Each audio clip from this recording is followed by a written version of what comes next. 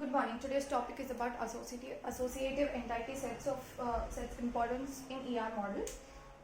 An entity is an object that exists and is distinguishable from other objects. Example: specific person, company, event, client. Entities have attributes. Example: people have names and addresses. An entity set is a set of entities of the same type that share the same properties. Example: set of all persons, companies, trees, holidays. Attributes. An entity is represented by a set of attributes, that is descriptive properties possessed by all members of an entity set. Example: instructor, ID, name, street, city, salary, course ID, title, credits. Domain: the set of permitted values of each attribute. Attribute types: simple and composite attributes, single valued and multi-valued attributes, derived attributes. Simple attributes: attribute that consists of a single atomic value. Example: salary. Composite attributes: attribute value not atomic. Example: address, house, city, house number, city, state, name, first name, middle name, last name. Composite and this is the flow chart. Single valued attribute that hold a single value. Example: city, customer ID. Multi-valued attribute that hold multiple values. Example: a customer can have multiple phone numbers, email IDs, etc. Derived attribute: an attribute that's value is derived from a stored attribute. Example: age, and its value is derived from the stored attribute date of birth. Entity sets instructor and student.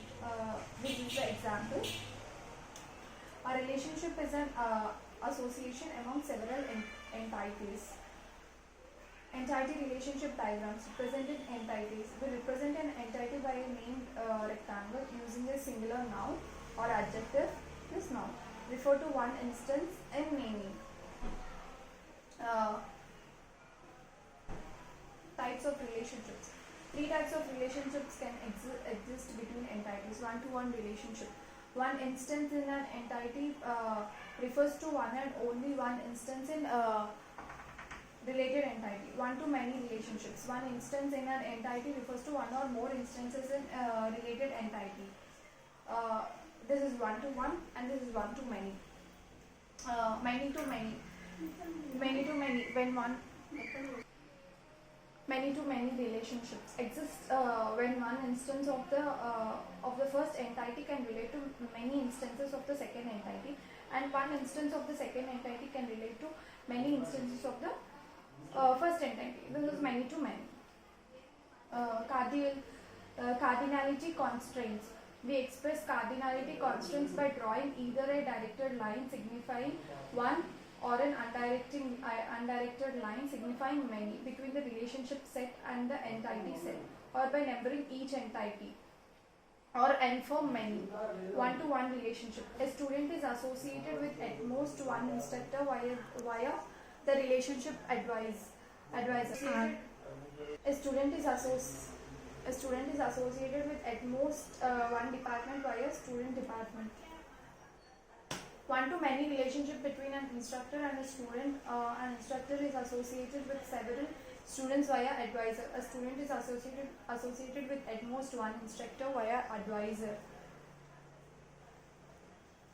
An instructor is associated with several students via advisor. Crow's foot notation. A type of cardinality notation. It is called crow's foot notation because of the shapes which include circles, bars and symbols that indicate various possibilities. A single bar indicates one, a double bar indicates one and only one, and a circle indicates zero, and a crow's foot indicates many. Thank you.